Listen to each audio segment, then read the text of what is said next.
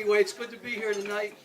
High points, I have a lot of them, but I woke up this morning and I was just thinking about this one high point in my life. I was about 18, and I had heard a revelation when I was about 17. There was a live album called Live at Leeds, and Summertime Blues Substitute. My generation just blew me away. You know, we defined ourselves by the music that we listened to, and the boys that we hung out with, you know, we all wanted to be musicians, and we all liked to have a good time, as opposed to some of the guys in high school. They knew what they wanted to be, accountants and lawyers or athletes, and we strove to be nothing. We just wanted to exist and have a good time and have a lot of fun. But anyway, it was one night, The Who were coming, and they just got done doing that one album that they came out after Live at Leeds, and we got the tickets, and it was me, my friend Eddie, and Paul Stash. Now, the neighborhood I grew up in, everybody had some Polish blood in them, and to differentiate Paul Stash from the regular Stash, Paul Stash was born in Poland. You know, and my mother was Polish. She married an Italian, so in my neighborhood I got it both ways. They had a Polish school. You had to be Polish to get in it. If you were half Polish, you were denied. So I went to St. Philip's with the nuns from St. Joseph. Anyway, this Live at Leeds album was an incredible album. So we got the tickets to see The Who, and in preparation for the Spectrum, that's what they had down there at the time. You know, we went out and got our recreational devices, and we had a good time.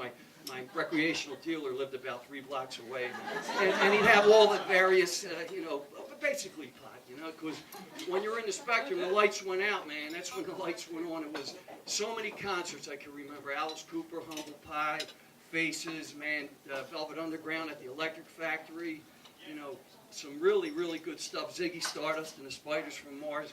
One of my favorite gifts was I was getting ready to go to midnight mass, and I'm in the bathroom, and I look across. There were two girls that moved in this apartment next to me, and their window was there, and they were dancing to Ziggy Stardust and the Spiders from Mars. And I said, "Thank you, God.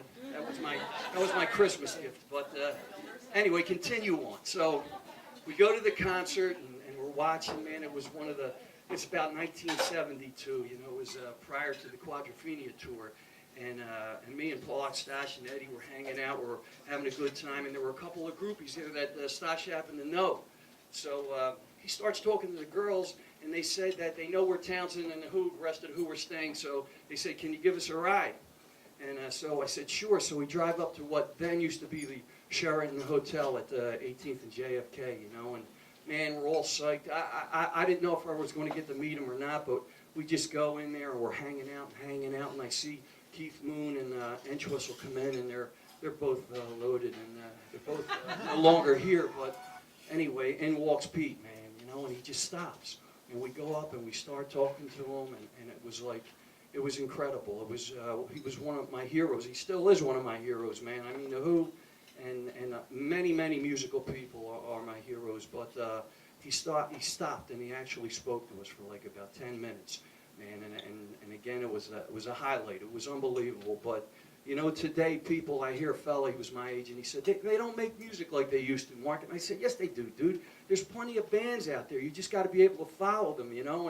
And today I put on music. I hear these different groups, Guided by Voices, which is like 20 years old. I hear Dinosaur Jr. You know, I can remember the Replacements, and I put them on, and I just get these emotions coming through me. And you know, let's not forget the blues, like Muddy Waters, and John Coltrane lived in this city for 14 years. Dizzy Gillespie lived in this city, man, Lee Morgan, you know, and a slew of other people. But anyway, music is my life. I love it, and if you want to listen to a great station, you got 91.7. But that's it. It was a short one tonight, Becky. Thank you.